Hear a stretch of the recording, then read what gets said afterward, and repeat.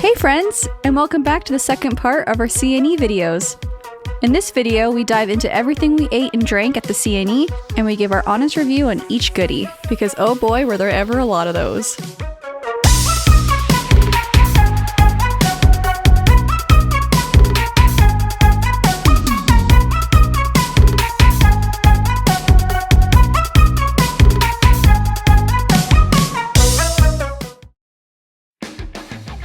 If you watched our other video on our time here at the CNE, if you haven't, go check that out. After this one, of course. You'll remember that we touched briefly on the food here at the CNE. We mentioned that people come from all over just strictly for the food.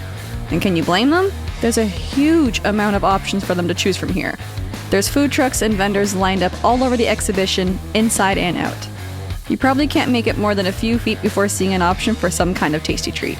There's even a beer and food truck festival that is held within the CNE grounds. So when I say that there's a lot of options, I mean it. Like an abundance of it. Landing on the right place to spend your money while you're here is always going to be tricky though, especially if you're coming from all that way just to eat. We tried our best to kind of wander some new spots and give some feedback on what we think was worth the price or not. So our first stop today is going to be in the Heritage Court. And our first booth of the day is going to be at this lovely place that we stopped at called Kalamata Limited. They're a business located in Vaughan, Ontario, Canada. And one of the first things that I noticed while I was here was that dried kiwi, and they let me try a sample of it. It was very similar tasting to mango, and it really confused my brain. But that sample seemed to lead to others, which was this baklava. Mike and I are big fans of baklava, and we also have had some experience with it where we find it a little too overly sweet, and if you haven't had baklava before, this is a nice introduction to it.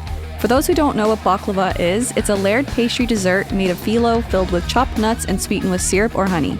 We loved ours so much we just had to get a few different kinds for ourselves. Mike and his father got finger cashew baklava, his mother got walnut, and I got the pistachio one. They were all very sweet and delicious, but after trying a bite of everyone's, we all agreed that the walnut one was the best. It had the perfect balance of sweet and crunch, and the price was also very fair. We found this entirely worth it.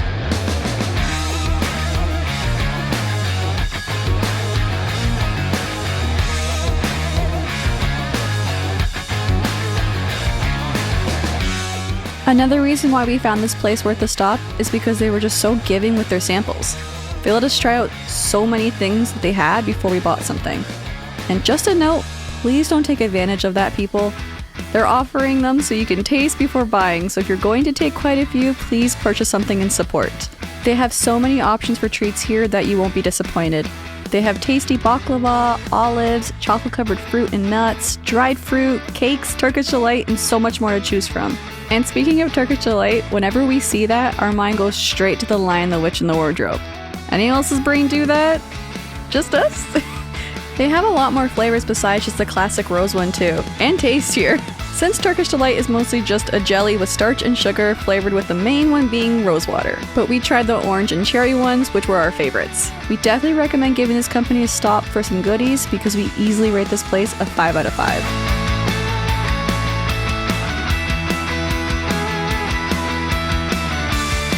Keeping up with those olives though, which by the way, Mike and I are not fans of. We stopped at this booth called Pika Pika. They're a business located in Toronto, Ontario. These guys were so nice and friendly. They gave me this spicy garlic called Magic Garlic to try, and it had a perfect bite to it. Spicy, but not too spicy where you're up all night hiccuping from the heat. I mean, maybe if you had like a whole handful of them perhaps, but just a few to nibble on or to add to a dish, they're perfect. They also had these sun-dried tomatoes that were super delicious. I feel like sun-dried tomatoes can be such a hit and miss lately, but these were perfect.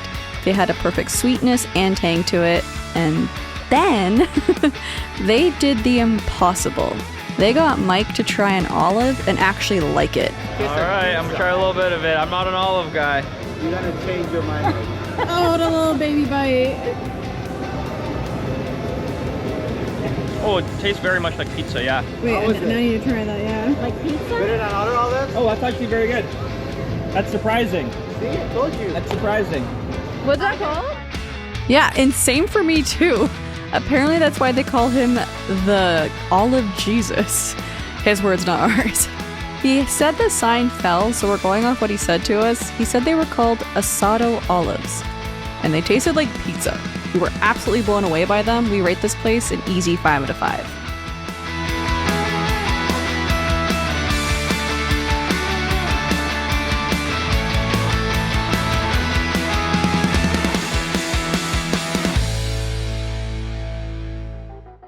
So moving back outside, we wanted to get more of a meal in our system. So we stopped at a booth that I'm not really sure what it's called, but $10?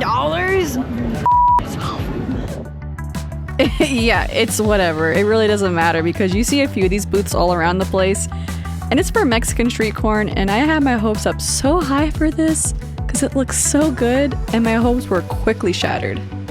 Their prices were insane. I'm a huge fan of tahini. I love putting that seasoning on so many things, so it just really bummed me out when I went to go take a bite of this and it was just cold corn. The corn was falling apart at the base and the flavor was barely there, and we were all in agreement except for his father, but I think maybe he was just in denial since he did just spend like $12, $14 for corn that was so cold and lackluster. The regular buttered corn, which was advertised as hot, was only $10, and I still was like, absolutely not. Like, after trying this, I'm just gonna assume that all the corn is cold and you just get a regular one that's dipped in hot butter and hope for the best. For $10, you better be giving me something that wows me. This just wasn't it. I really hope Jason did actually enjoy it because I felt bad for how much he spent. With all that being said, this was an easy 1 out of 5 rating. Sorry.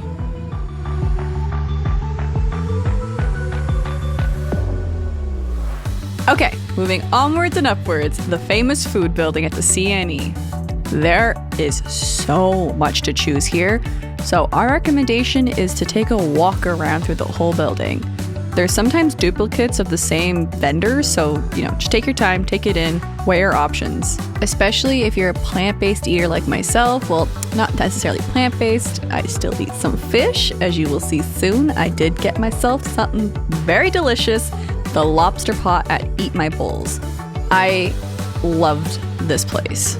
I got to talk to the owner for quite a bit since it seemed to be a very popular spot. There were quite a lot of people wanting to try this, and I could see why. You could only really find them at carnivals or events like this. They were even on Food Network on Carnival Eats.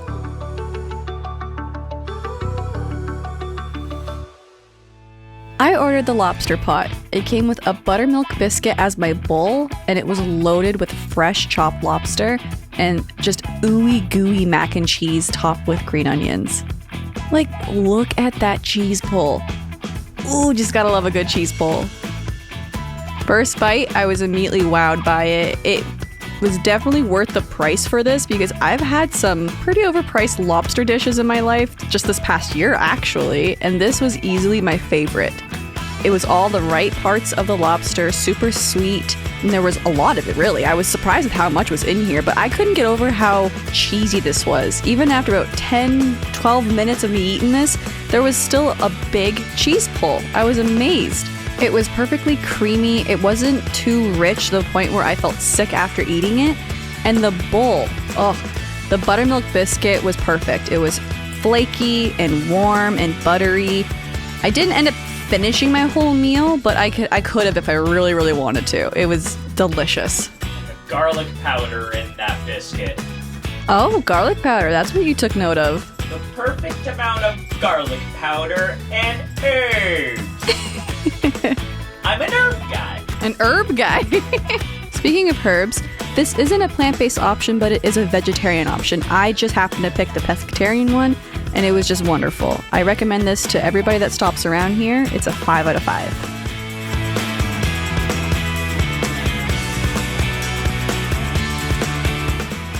Something that caught Mike's eye was the Gangnam-style Korean dogs vendor.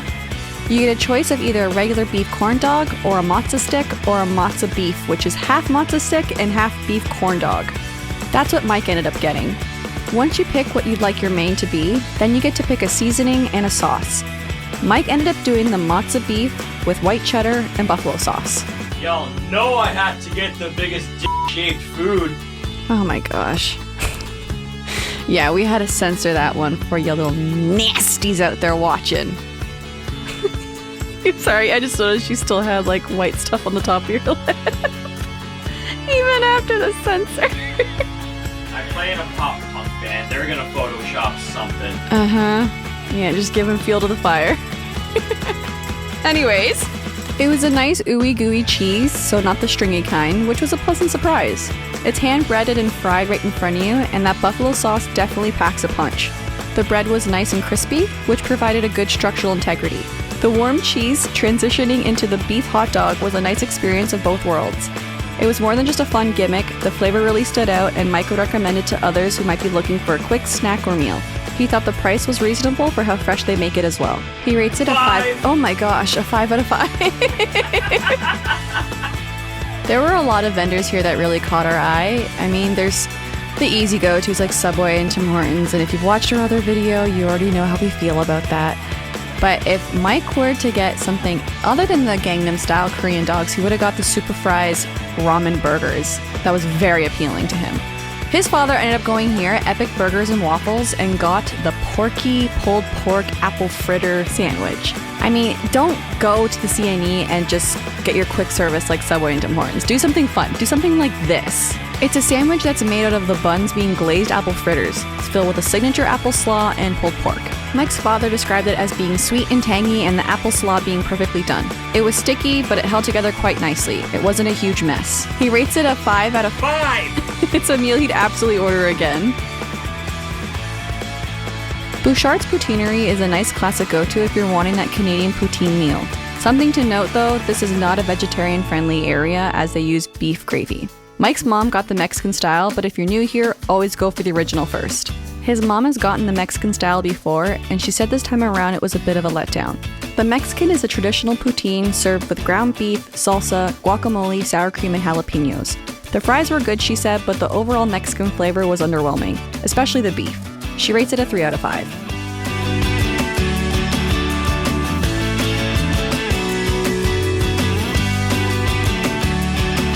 Over in the Arts and Crafts building, we stopped at the Carmichael Smoked Meat and Summer Sausage Vendor. They're a small business located in Dutton, Ontario. They had an array of exotic meats and that intrigued Mike a lot. Funny enough, he picked an animal our dog just refuses to eat. Kangaroo. How often do many people get to say that they've eaten kangaroo though? It took him a while to react because he said he was trying to figure out what exactly that flavor was. He described it as gamey, but very juicy and chewy with a slight dog food aftertaste. But oddly, he said not in a bad way. What I imagine dog food tastes like. I guess so. I guess so. He rates the kangaroo alone a 3 out of 5 since that's all he got to try, but he would like to give some other options a try in the future. So I'm not a big coffee drinker. I really need that coffee to be flavored for me to enjoy what I'm sipping on. But the designs of this vendor really did catch my eye. They're a small company called Saltlands Coffee Company, and they're located in New Brunswick, but they do free shipping after $60 spent. They got their name because of how the ocean air would infuse the coffee on the wooden sail ships on their journey to Canada. You can taste the lack of bitterness, which gave it a smooth, rich, full-body taste. They have a wide range of flavored coffees that I would like to try as well in the future. With that being said, I rate this company a 4 out of 5.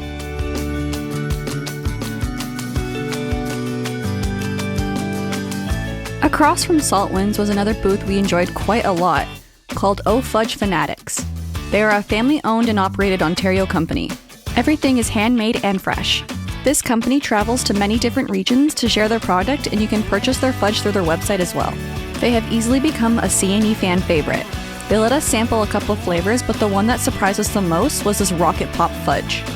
It tastes exactly like a Rocket Pop. If you don't know what a Rocket Pop is, I don't know what to tell you. Go to a store and try a Rocket Pop at some point in your life because they're delicious. I'll still tell you the flavors though. It's a layer of cherry, lime, and blue raspberry. The fudge was clearly fresh since it was super soft and creamy. The staff was very nice and fun and very informative. They even explained what the Panucci fudge is. It's like the classic fudge flavor. If you think of fudge, that's this flavor. Panucci, old-fashioned brown sugar fudge. I did buy this.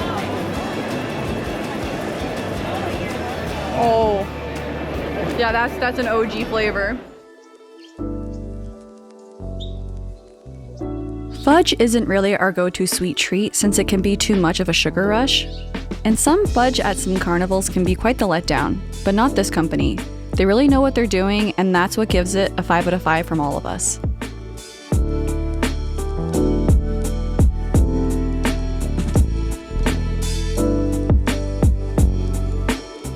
Albian Hills Farm is a company we have talked about before, and it has clearly won over Mike's heart, since anytime we see them, we stop here and purchase something. They're a company located in Caledon, East Ontario, but they travel to many farmers markets within the Toronto area and can be spotted at events such as the CNE and Canada's Wonderland, which is where we originally found them. Mike and his parents got to try a German camping salami, which they described as being a nice subtle spiced meat. It was more peppercorn forward, and it got its name since you don't have to refrigerate it after opening. What do you think, Jason? That's got some bite. Yeah. You don't walk away because of the heat. Since Mike found it to be more subtle and his dad found it to be a bit more heat forward, take that as a bit of a warning if you're more sensitive to spice. Another one that they tried was the Hungarian beef chorizo kebab. This is the one that Mike ended up purchasing since it won him over. He said it has the perfect bite to it and it packs some heat. He's even put it in some penne and fell in love with finding new ways to add it to his meals. The staff for this company has always been so friendly, and we just love hearing about how they make the recipes. Now I'm tasting it. Yeah. The heat? Oh man. What do you like better, camping or that one? Yeah, it's hard. like Now this it's one. hard. The Yeah. Hungarian? That one has a little bit more spice. Yeah, spicy. I like it. I like spice. Ooh. Every time you come here, you're always like, ooh, something new. Oh, every time I pass by a booth, no matter where it is, I always get it. Their prices here are great and their options are even better.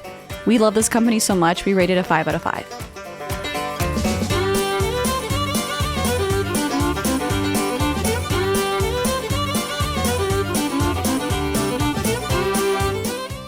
If you've been enjoying this video so far, don't forget to give it a like, and if you wanted to see what else we did while we were at the CNE, check out our previous video of our time here.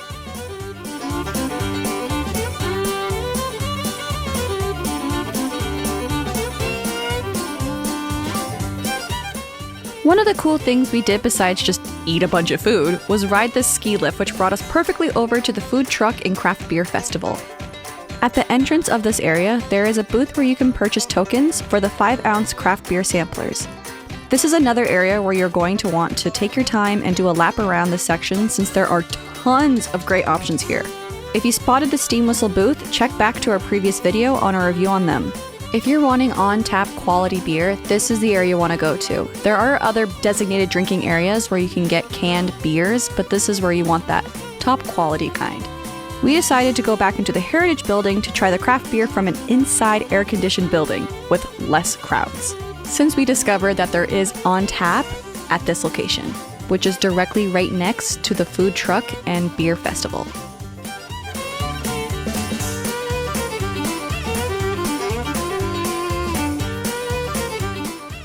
We found this area to be nice and cozy. We almost felt tucked away, and they had a great live band performance, and the staff here helped us pick out some great flavors to pick for our beer flight.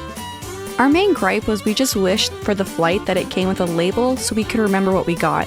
We had to rely heavily on the poor audio that we had from this day, but we did make out that we got Cowbell Hazy Days IPA, Nickelbrook Easygoing Lager, Nine Poets Buzzer Beater Pilsner, which are all Ontario-based brewing companies.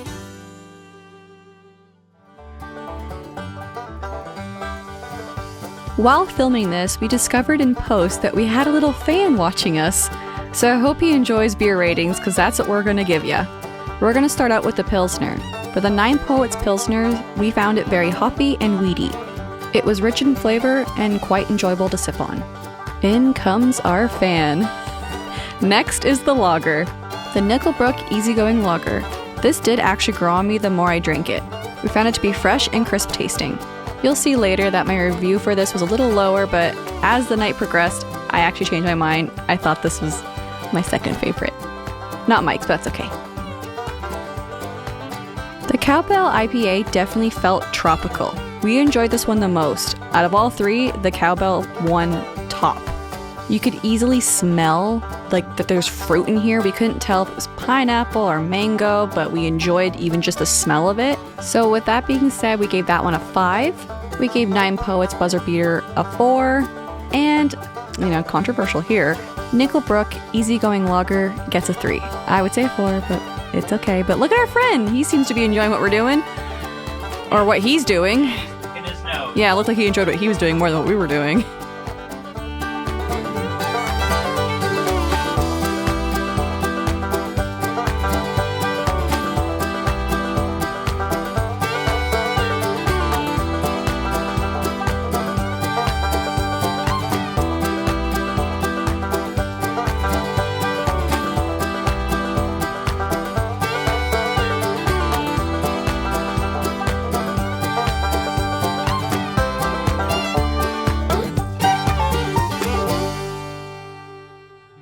Something that has brought us back to feeling like we were in Florida was getting ourselves some Dole Whip.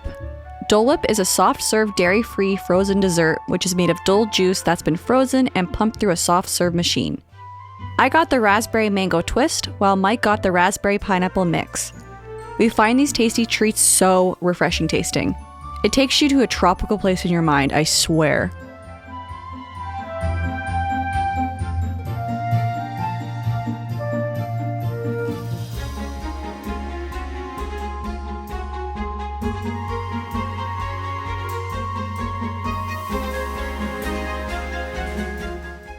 His father got the same as Mike, and his mom got the strawberry pineapple twist in pineapple juice.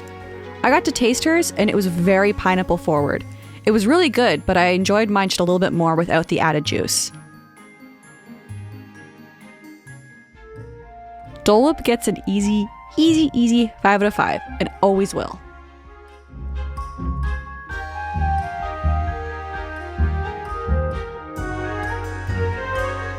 We saw signs all over for deep fried cheese curds, and we found some of the vendors to be a little overpriced for them. So we decided to give this one a try since the price here seemed to be a little bit more fair. We couldn't really find a name for this vendor as it seemed to advertise both the cheese curds and apple fries. So we got the deep fried cheese curds with a side of ranch dipping sauce. These are really tasty at first, but after some time, not so great. The grease didn't sit very nice in our stomachs, and after seeing some people outside with those cheese curds that we saw earlier, their prices started to make more sense as they didn't look as clumped together as ours did. We still had a great cheese pull though, and they were made fresh to order. That could have been why the grease didn't sit so great in our stomachs, since maybe they didn't shake it off enough. Gave me a tummy ache. But they were those squeaky cheese curds, which we all know and love.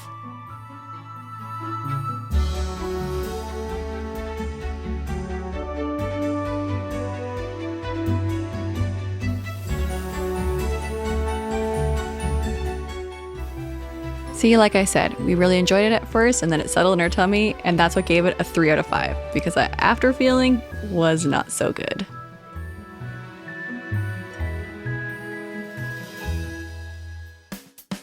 Tiny Tom Donuts. We talk a bit more about them in our Wonderland video, but Tiny Tom Donuts is a Canadian tradition for many. They're little mini donuts that are covered in either powdered sugar, cinnamon, chocolate, or apple cinnamon flavoring. We got the powdered sugar, and we asked for cinnamon as well, but after our first bite, we realized they gave us apple cinnamon, which was fine, because we always enjoy these tasty little treats no matter what.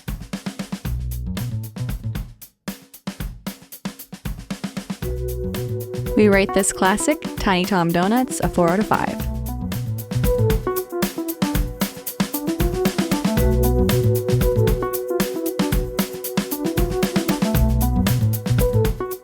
This vendor outside had some really interesting items to choose from. It was only 2 items, but they were still really fascinating to us. One of those was an avocado ice cream, which was served in a coconut, and it was very vibrant green. Something that we got though was the whipped lemonade. This drink was really good. It was tart and almost tasted exactly like a lemon meringue pie. It was really refreshing, but as you can see by my face in a second, very tart. I would have had more of it because I did really like it, but my stomach, like I said earlier, was really upset from those cheese curds. Mike and his father had more of it than I did, but I really could not get over the fact that it tasted almost exactly like a lemon meringue pie. They did a really good job with that.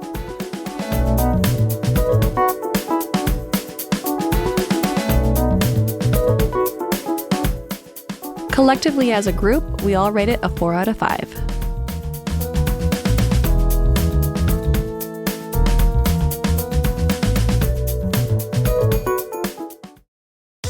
Alright, you made it to the end. Did you end up going to the CNE this year? Did you try anything that we had, and do you have a different opinion? Let us know what your favorite was out of the video or what you had at all at the CNE, and we'll see you in the next video.